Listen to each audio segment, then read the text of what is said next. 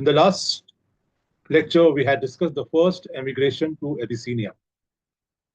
And even the second emigration to Abyssinia happened when the Sahaba returned only after 3 months from Abyssinia to Makkah, when they heard about a rumor. Now, what was that rumor and what was that incident? We'll see in this lecture, lecture number 18, inshallah. So, shortly after the emigration to Abyssinia, the Muslims came back to Makkah. They came back in the month of Shawwal. They emigrated in Rajab, but came back just 3 months later.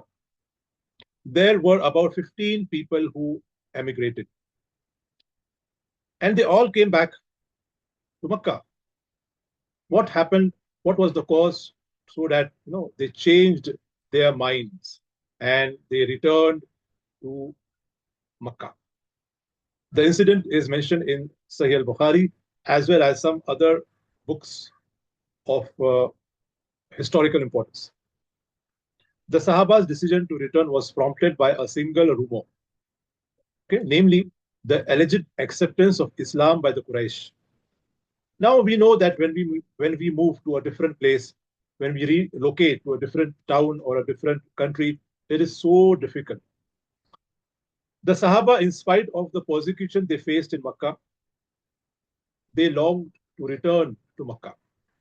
In Abyssinia, they lived a relatively peaceful life, a happy life, but to return to your own country, to return to your people, to return to your culture is a great thing.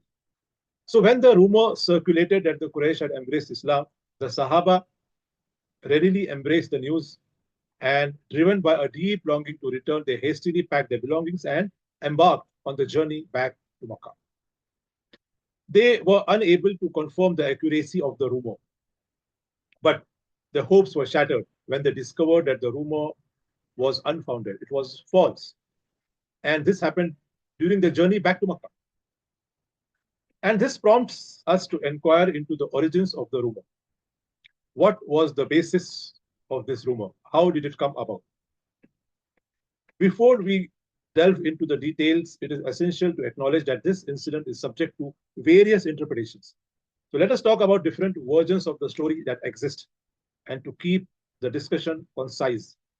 Now we'll focus on three important versions of this story. Version number one. This is the version reported in Sahih al-Bukhari, thus the most authentic. And it says in this hadith that in the month of Ramadan, although this month is not mentioned in Bukhari itself, but we learn from other sources. So in the month of Ramadan, in the 5th year of the Dawah, the Prophet recited Surah An Najm in its entirety. The concluding verses of this Surah, Surah An Najm, are very beautiful, full of impact.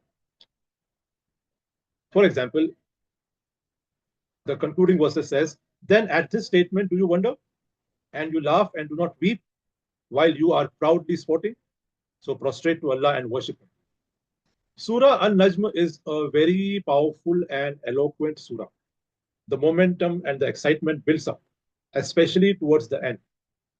So when the Muslims and the non-Muslims heard this, the Prophet was reciting the surah according to one version in the front of the Kaaba. So when the Prophet said, "Prostrate to Allah and worship Him," the Muslims fell into sajda. And the Quraysh was so emotional, the non-Muslims were so emotional that even they fell into sajda. And thus, for the first time, Muslims and non-Muslims all united behind the Prophet, except for Al-Walid ibn al-Mughira.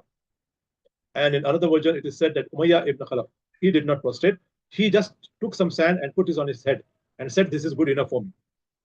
And by the time this news reached the 15 Sahaba in Abyssinia, the rumor had been exaggerated and become the Quraysh have all accepted Islam. This is the version narrated in Bukhari, a simple story, the most authentic story. In this version, there is no mention of Satan. Now we come to the disputed versions, version 2 and version 3. Now these versions revolve around the reports that are not found in the famous books of Hadith.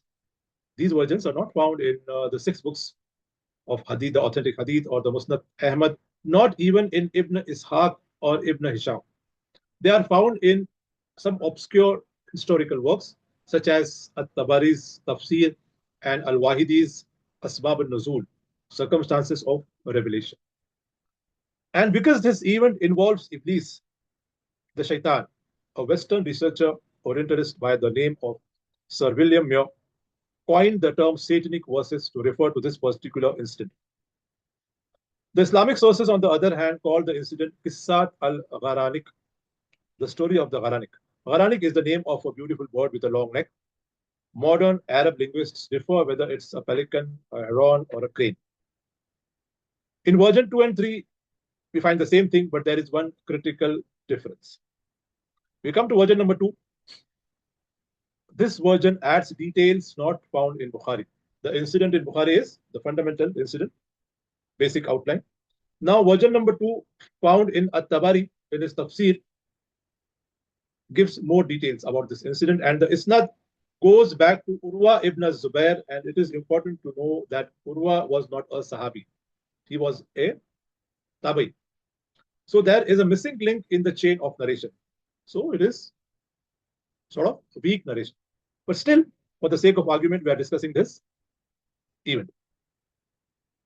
Now, if you read Surah An Najm verses 19 to 22, Allah says in these verses, verse number 19, have you not seen Al-Lat and Al-Uzza and the third of them Manat?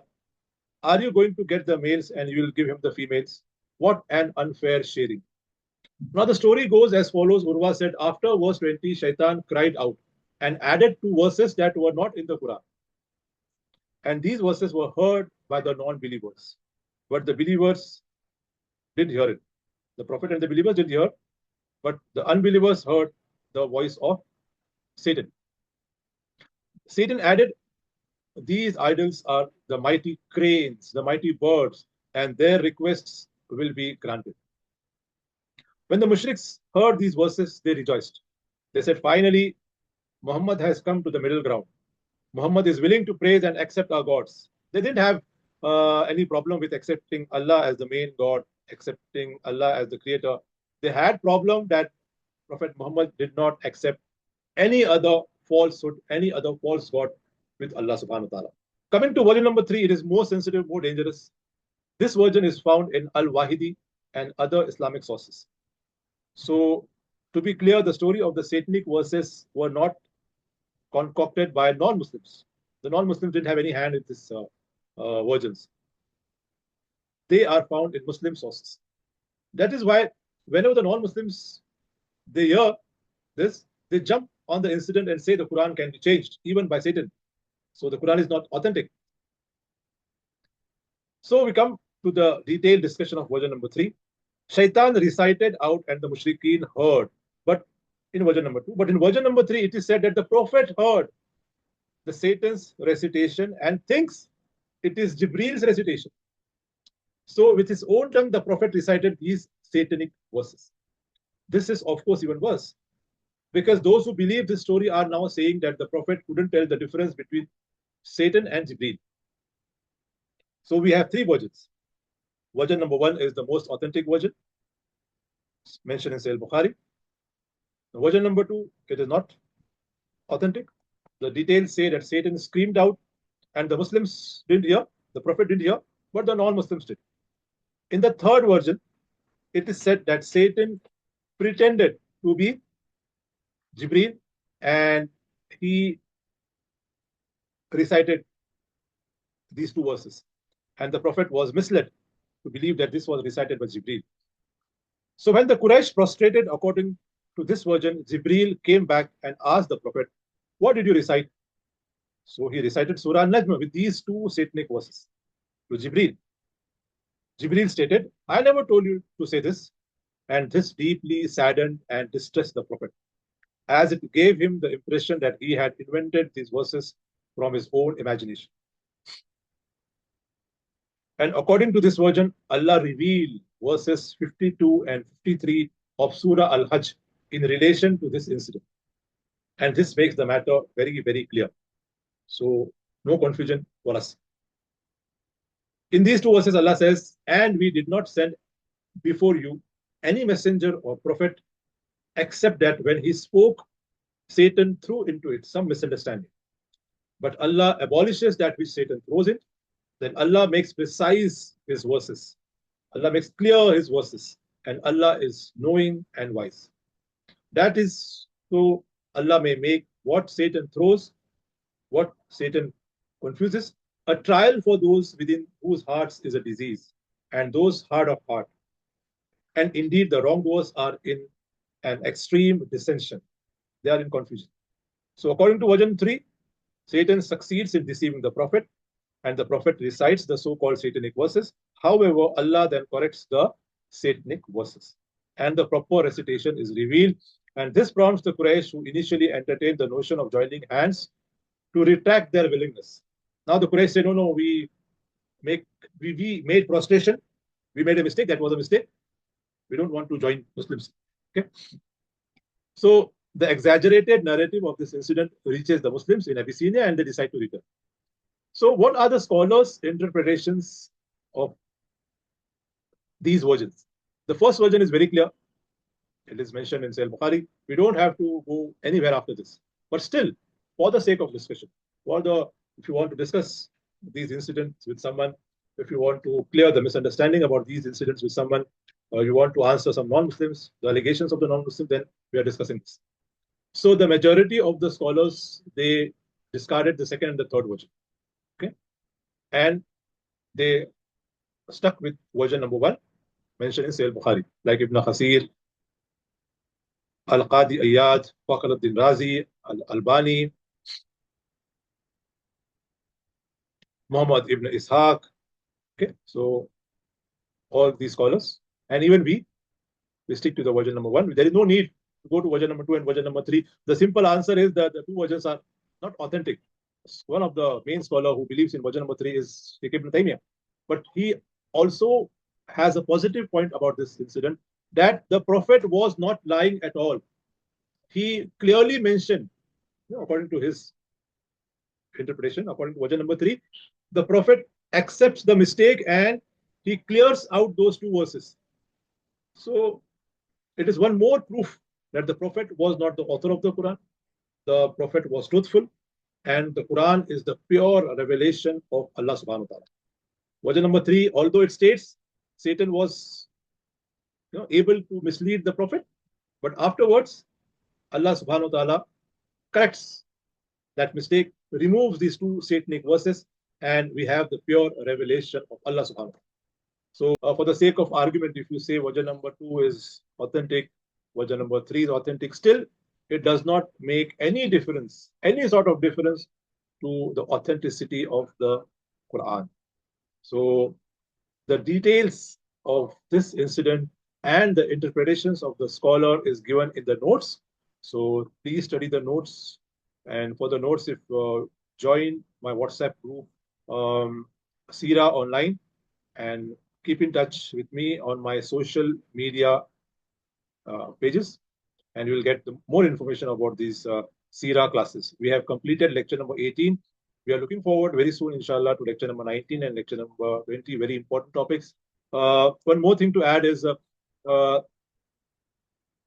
there are two highly sensitive, emotional, and controversial stories in the Seerah.